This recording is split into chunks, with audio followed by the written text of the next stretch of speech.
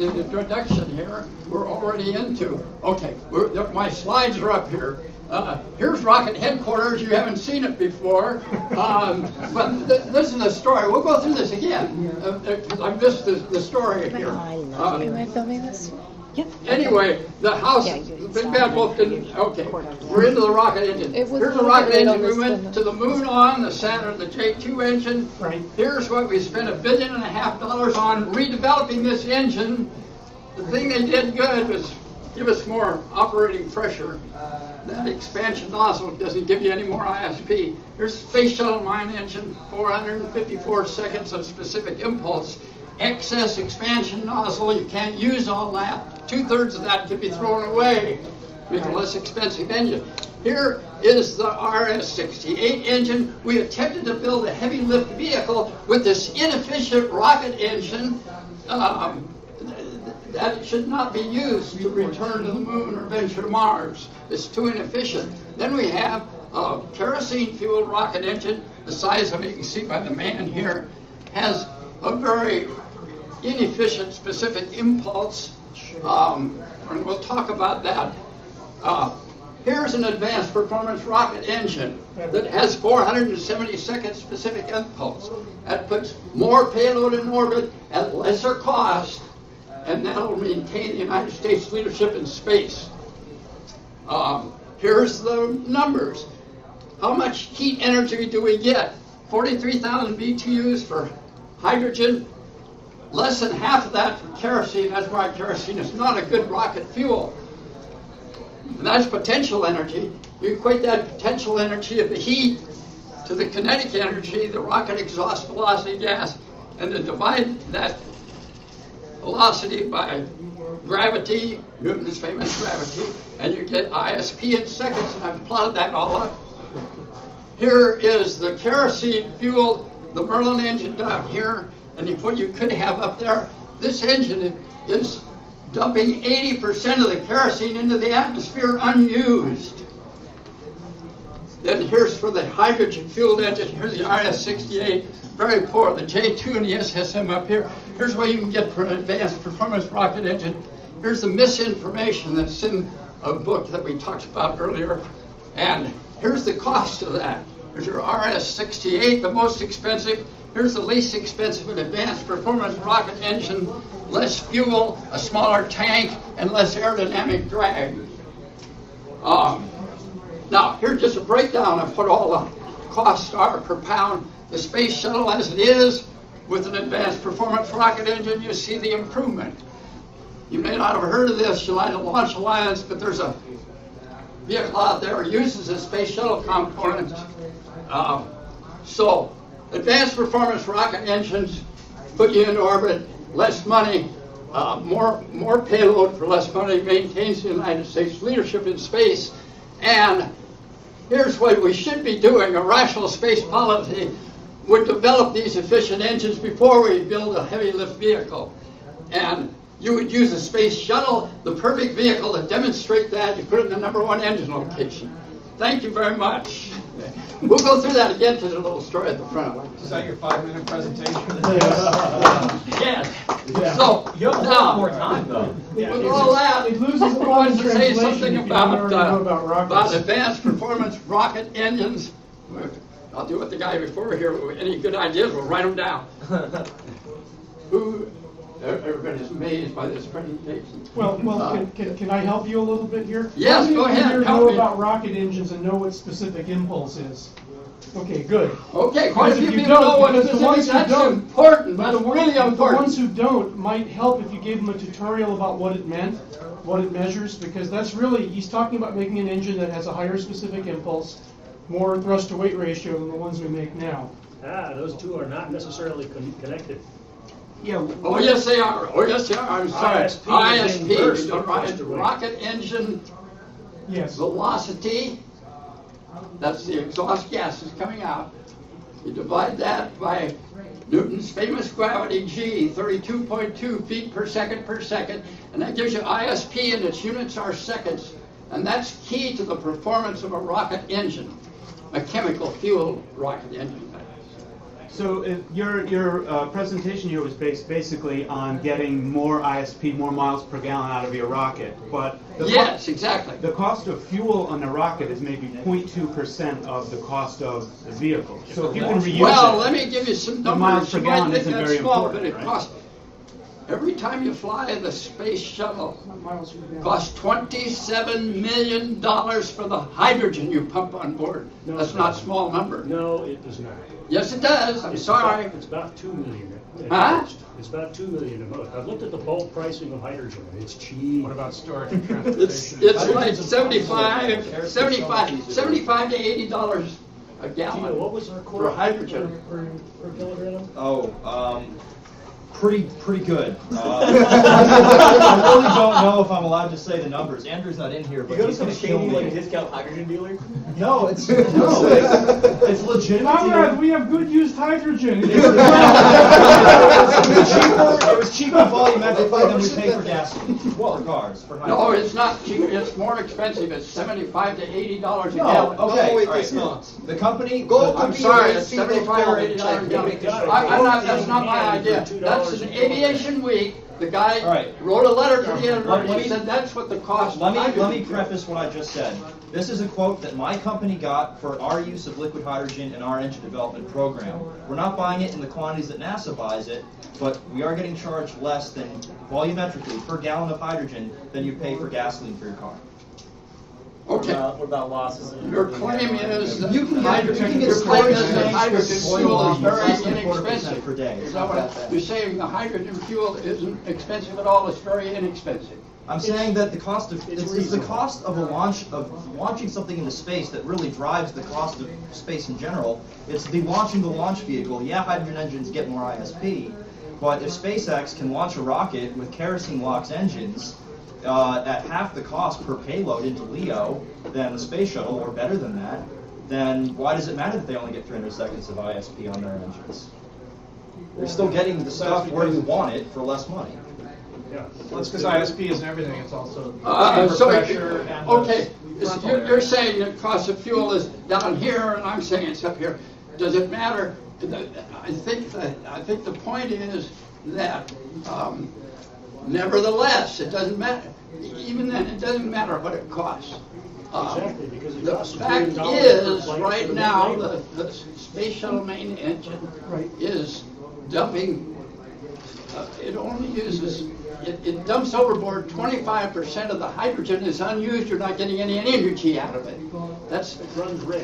Can you run my slide? My Well, presentation again? let me try to offer a different perspective. If I hear you two guys correctly, what I'm hearing is that you're arguing for the highest amount of lift capability per unit of mass in the vehicle based on your understanding of cost, where they're making the point that they don't care if the efficiency is quite as high as you'd like it to be, as long as they can do it economically.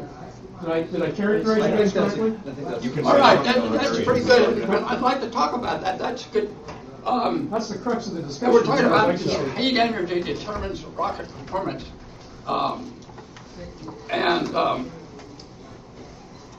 We need a clearly defined space plan. We don't have one, and Congress telling NASA what to do, build a heavy lift vehicle. That's not what we should be doing. We agree there. Thank you. Well, if NASA wanted to give you some money to help you develop yours, you wouldn't object, would you? But it's not a heavy lift. Okay, fair enough.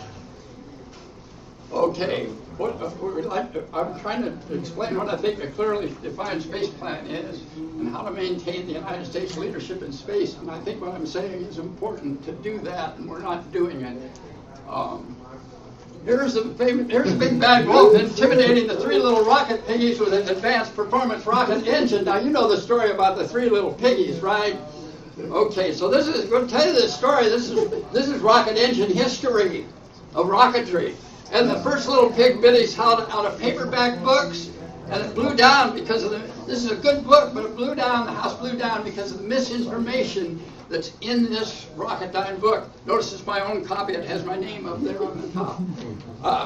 Now, there's another rocket engine book, same thing, and it repeats this misinformation in there, and that house blows down. So then the little piggies ran to their, the third little piggy lived with his friends at NASA headquarters, And Wolf couldn't blow this house down because most of the NASA people believe the misinformation that's in those 2 books.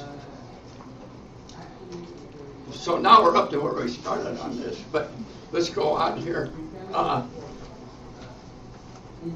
This rocket engine at 445 seconds, you see, this is the school of thought that says if you increase the expansion ratio, you'll get more ISP. You do not. The ISP is determined by the mixture ratio of the fuel and the oxygen. And the epsilon. Yeah, absolutely.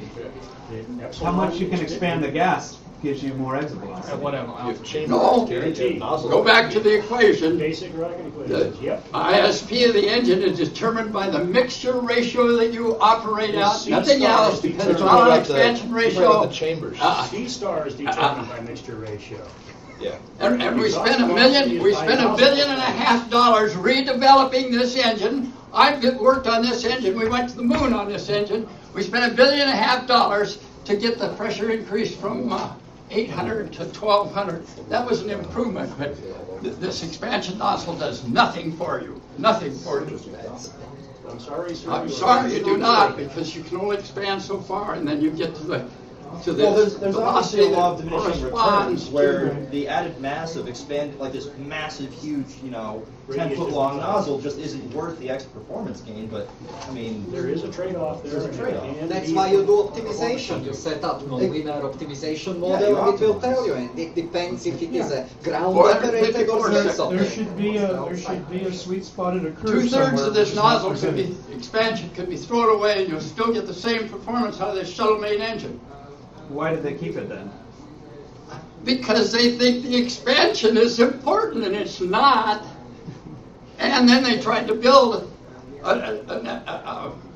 a heavy lift vehicle with this inefficient rocket engine. It's a throwaway vehicle for the Air Force to use in their expendable launch vehicles, and it's inappropriate to use. And the same thing with this engine, because they're operating at such a 323 seconds. They throw 80% of the kerosene overboard, unused. That's a big oil spill in the sky. That's what it is. Kerosene dumped into the atmosphere. Now this engine, in 470 seconds, hydrogen and oxygen, you can get 470 seconds impulse. This is the engine that this is what our space technology should be doing. This is what the government should be. This is what the Staged combustion. Congress should be telling NASA to do, and NASA should be telling Congress, we don't want to build a heavy lift vehicle. We should be building this first, before we build a heavy lift vehicle. What's the engine cycle? Staged combustion? Is You the know, engine cycle staged combustion? What's driving the pumps? oh, How are the thank pumps you. driven? You bleed the hydrogen off here, and you burn it here, and you use that energy to drive these turbines here. Okay, and then the Now, exhaust that's gas typical is for all rocket injected engines. just below J2 does it, SSME does it, RS-68, all do the same thing. And that's why this, if you didn't use that energy, some of that energy to drive these turbines, you'd get 481 seconds here. Okay, I see you're doing. The difference between 481 and gas 470 generator is the amount of with energy you use to drive the turbines. And this is an inexpensive engine to build. You don't have like on the Space Shuttle main engine, you have integrated turbo pump combinations, proprietary, very complex, very expensive. Here, you buy a turbine and you buy a cryogenic pump and you put them through it, drive them through a gearbox. Those are all components. You just build, build, put it together. Now you have to have a higher temperature. That's the problem with it. You need a high temperature combustion chamber. And a high it pressure. operates at a higher pressure, 3,300, yes, in that ballpark. Just a question. This device has never been built, correct? I'm sorry, my hearing is very bad. I don't have my It's never hearing been aid. built, correct? This is just a proposal, not an actual. Has this device been This built? engine does not exist except in my mind. Okay, this is my design for an advanced performance rocket engine. Can I ask you one? That's what Gentech is advocating for. Let me ask you one question. Can you hear me okay? Yes. Pretty loud. Do you have an idea of what materials that would be made of? You don't have to divulge what they are, but yes, I know what materials to use for this combustion chamber. I'll keep that secret right now. I'll talk to you in private about that. Can you explain to a novice what specific improvements this design has over, say, the J2, as an example? Well, what is this special sauce that brings the impulse to that level? Because I'm looking at a very high-level diagram here, and I'm not quite seeing the yes, let's talk about it in relation to the Space Shuttle main engines. Okay. I think that's a better comparison. The Space Shuttle main engine has four turbine pump combinations, proprietary turbine pump combinations. 2 for the hydrogen and 2 for the oxygen. So that's 4 turbo pump combinations. This is less expensive because it only has 2. And they're not integrated. You buy a cryogenic pump for the hydrogen, a cryogenic pump for the oxygen, and you drive that through a gearbox that's connected to these pumps. That's simple to do. That's how we know how to build this technology. Now, the question is, what's the difference between this and the SME? Yeah. The SME operates at a mixture ratio of 6:1. Now, you remember your high school chemistry. What does oxygen and hydrogen combine to form water and mixture ratio of what? 8:1. Remember your high school chemistry? Yeah. 8:1. Oxygen to hydrogen. And so this operates at a mixture ratio of 8:1. That's why you get this higher specific impulse. The Space Shuttle engine operates at a mixture ratio of 6:1. It's a lot of, that 6:1 means a lot of excess hydrogen being dumped overboard unused. It's wasting fuel. But isn't the benefit of spitting the hydrogen out in that it has a smaller molecular weight, therefore it is less degrees of freedom, etc.? Like it's more energetic, therefore? No, the hydrogen has the same 43,000 British thermal units of energy per pound of hydrogen that combines with oxygen. If it doesn't combine with oxygen, you get no energy out of it. But it improves the molecular characteristics of the exhaust, and you get better ISP that way. When you go through the calculations, your best ISP is at a mixture ratio of about 4. I'm I'm sorry, that's the fallacy. Thank you. That's the fallacy that's in those 2 books. That's what it says in that first book I showed you, and that's what it says in the second book I showed you. And it's wrong, but I'm sorry I'm going to have to cut in, but I love it. Time's over. Time to move back and figure out the next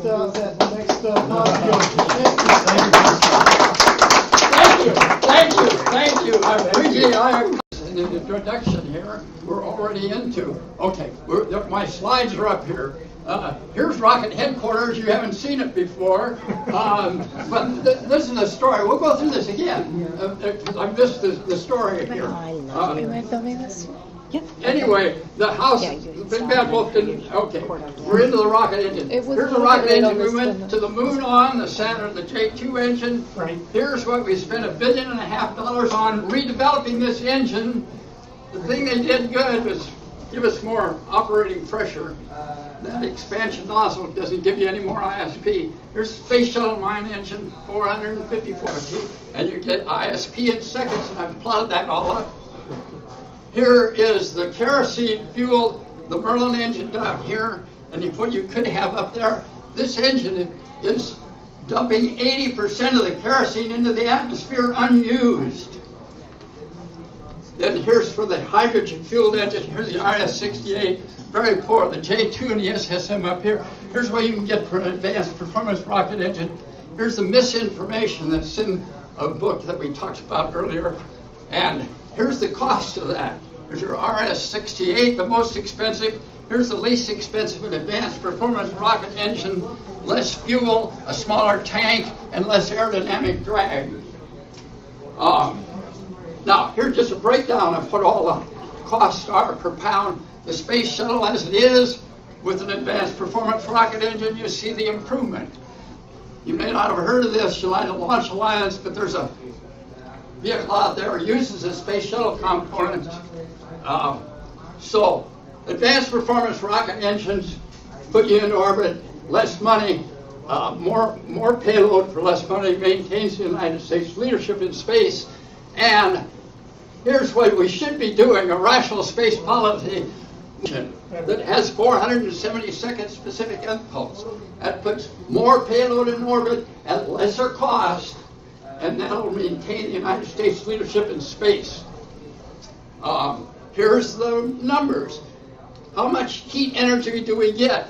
43,000 BTUs for hydrogen, less than half of that for kerosene. That's why kerosene is not a good rocket fuel. And that's potential energy. You equate that potential energy of the heat to the kinetic energy, the rocket exhaust velocity gas, and then divide that velocity by gravity, Newton's famous 4 seconds of specific impulse. Excess expansion nozzle, you can't use all that. 2/3 of that could be thrown away, make a less expensive engine.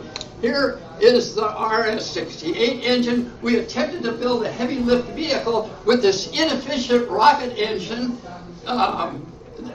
that should not be used to return to the moon or venture to Mars. It's too inefficient. Then we have a kerosene-fueled rocket engine, the size of it, you can see by the man here, has a very inefficient specific impulse, and we'll talk about that. Here's an advanced performance rocket engine.